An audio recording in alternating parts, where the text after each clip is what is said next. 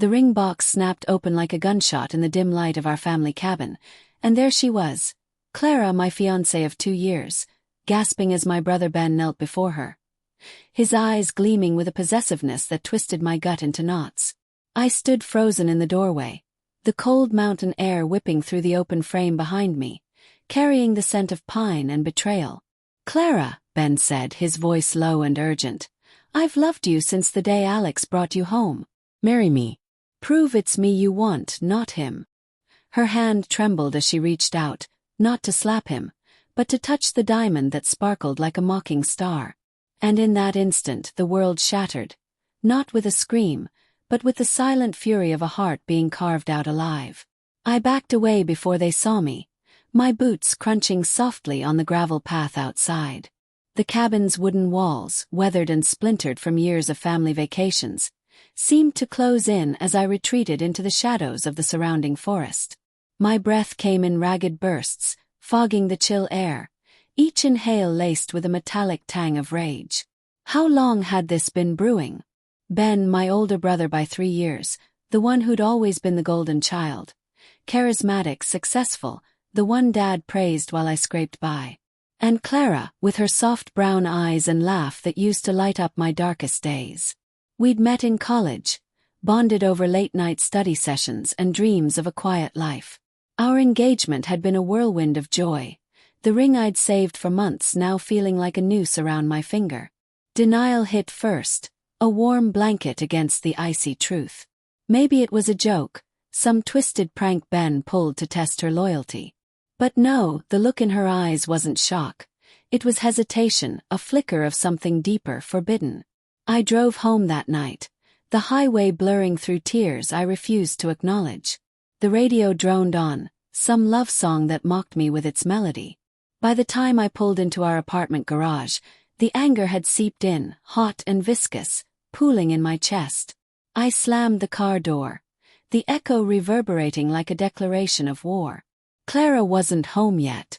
The apartment smelled of her, lavender shampoo and the faint vanilla from her favorite candles. I paced the living room, the carpet muffling my steps, but nothing could quiet the storm in my head. Memories flashed.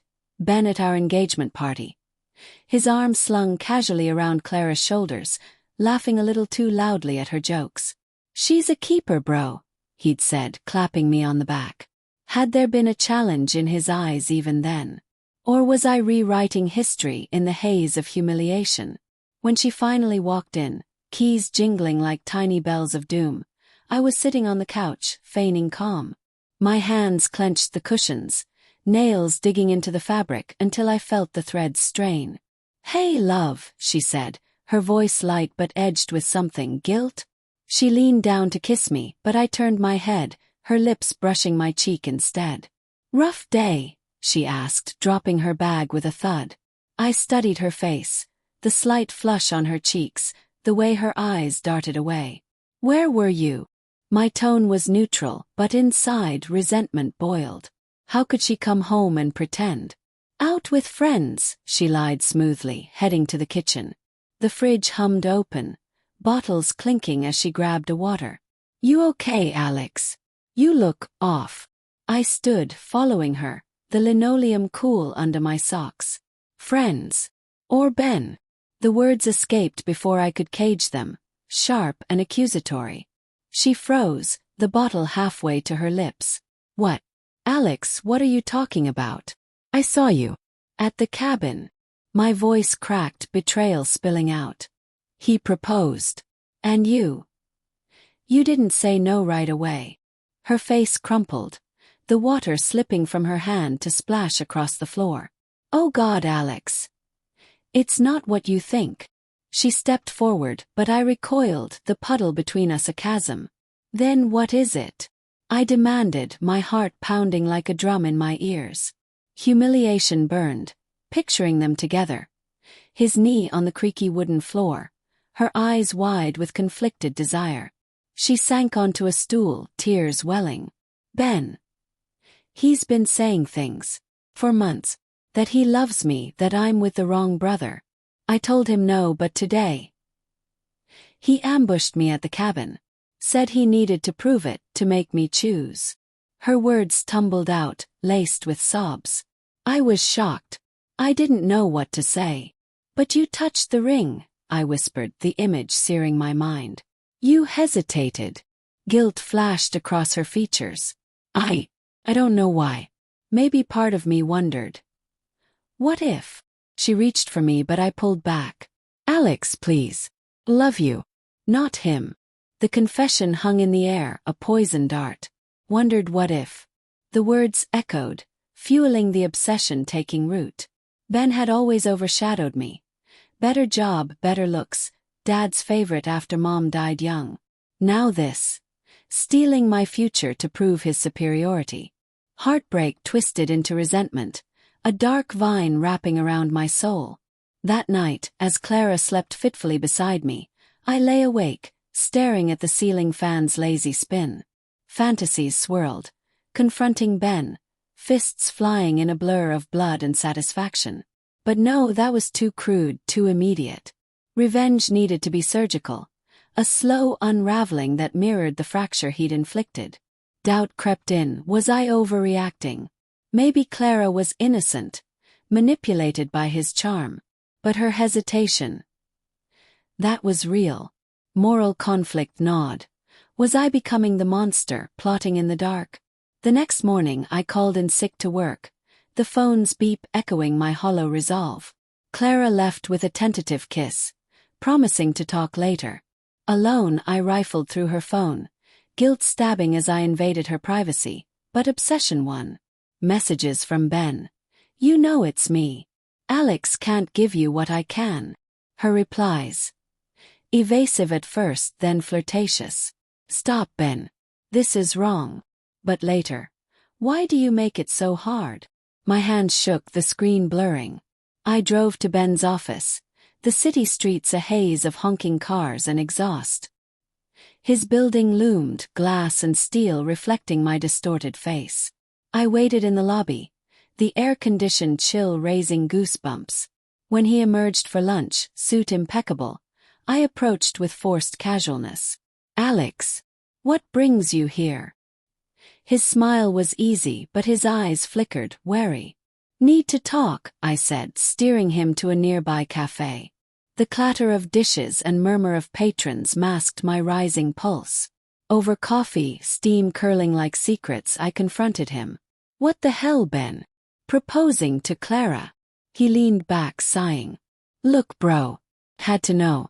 She's too good for you. Always has been. I thought if I pushed, she'd see it. Rage surged, but I swallowed it, feigning hurt. And if she said yes? He shrugged, a smirk tugging his lips. Then I'd win. Like always. His words were a match to dry tinder. Humiliation deepened. Proving she loved him more? It was a game to him, my life a pawn. But beneath his bravado, I sensed his motive. Jealousy, perhaps, of my quiet happiness amid his lonely success. Layered, yes, but unforgivable. I left with a nod, masking the cold resolve forming. Revenge wouldn't be fists or shouts. It would be calculated, a web spun in silence. That evening, as Clara cooked dinner, the sizzle of onions filling the air, I watched her, doubt warring with love. We need space, I said softly. Her fork clattered. Alex, no. We can fix this. But I packed a bag, the zippers rasp a finality. At a motel, the neon sign buzzing outside, I began planning. Subtle hints. Anonymous tips to Ben's boss about irregularities in his deals. Nothing damning, just enough to sow doubt. Calls to Clara's friends, planting seeds of her confusion. Inner conflict raged. Was this justice or obsession? Fear of losing myself whispered, but resentment drowned it. Weeks blurred. Ben's calls came. Apologetic at first, then defensive. You're overreacting, Alex. It was a test. Clara's texts pleaded. Come home. I choose you. But her hesitation lingered, a ghost. One night, rain lashing the motel window, I uncovered more. Old emails between them, from before our engagement. Flirtations, meetings. Heartbreak crystallized into obsession. The plan evolved, expose them but twist the knife deeper. Suspense built in quiet moments. Watching Ben from afar, his stride less confident. Clara's calls grew desperate, her voice cracking. Guilt pricked. Was I destroying innocence? No, they weren't. Moral grayness enveloped me. Revenge felt justified, yet tainted. Then the pivot, an invitation to dinner. To reconcile. The stage set for Part 2. Part 2, The Reckoning. The restaurant's ambient glow cast long shadows across the linen tablecloth, the clink of silverware a deceptive symphony of normalcy. I arrived first, heart thudding like a trapped animal, the scent of garlic and wine heavy in the air. Ben and Clara entered together. Her hand on his arm for support, she claimed later. They sat across from me, the candle flame dancing between us, illuminating the tension in their eyes. "Thanks for coming," I said, voice steady despite the storm inside. "Let's clear the air." Ben nodded, his tie slightly askew, a rare imperfection. "Yeah, man. I screwed up. It was stupid." Clara reached for my hand under the table, her skin warm but clammy. "Alex, I miss you. Please." Dialogue flowed, natural yet laced with undercurrents. I probed gently. "Why propose, Ben? To prove what?" He shifted, fork scraping his plate. "I thought she deserved better. You know how Dad always said I was the strong one." There it was. His motivation laid bare. Paternal favoritism twisted into entitlement. But sympathy flickered in me.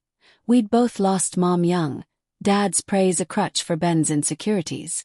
Still, resentment overrode. He'd weaponized it against me. As appetizers arrived, steaming mussels and broth, I steered the conversation, building suspense. "Clara, did you ever tell him no outright?" She hesitated, eyes dropping. "I tried. But..." He was persistent. Persistent. The word hung, a subtle hint of her complicity. Inner thoughts raced. Was she victim or participant? Doubt gnawed, but the plan pressed on. Over entrees, the air thickened.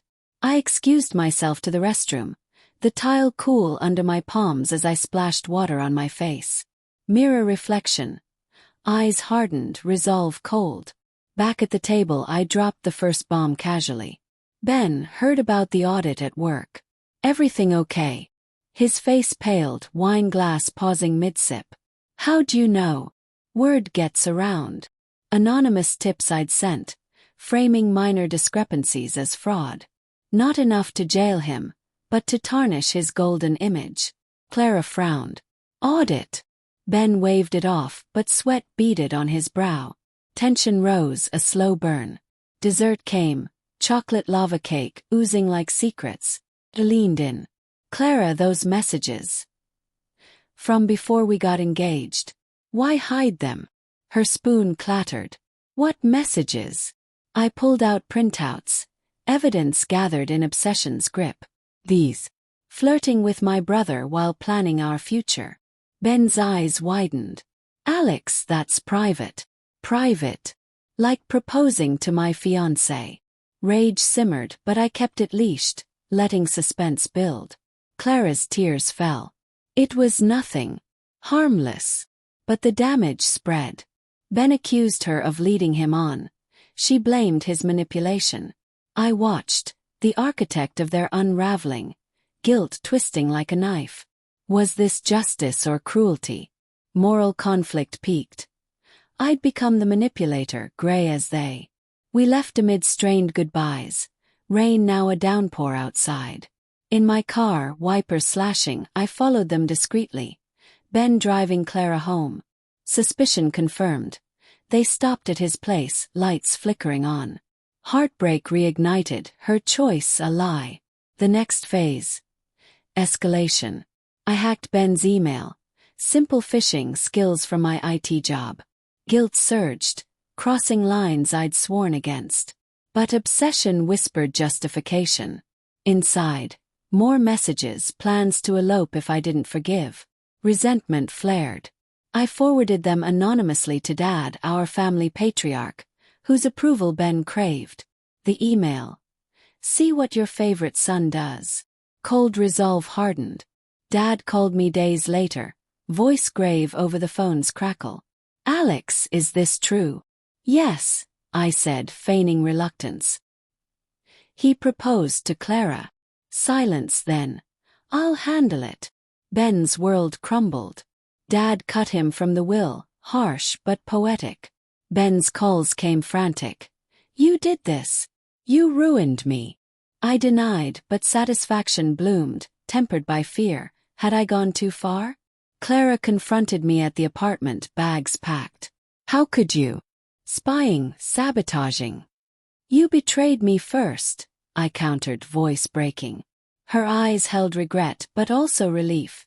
Freedom from the webweed all spun. As she left, slamming the door with a final echo, I sank to the floor, textures of the carpet grounding me. Revenge tasted bittersweet. Justified yet hollow.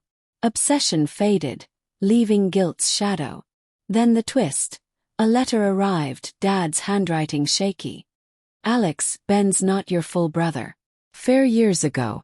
I favored him to compensate. Forgive us. Shock jolted my family a lie. Ben's actions. Resentment from knowing. Clara's hesitation. Sensing the fracture, I burned the letter, flames curling like unresolved fury. Revenge complete, but at what cost? The cabin loomed in memory. Proposals echo a haunting. In the end, betrayal birthed more, a cycle unbroken. Poetic justice. Or just another fracture,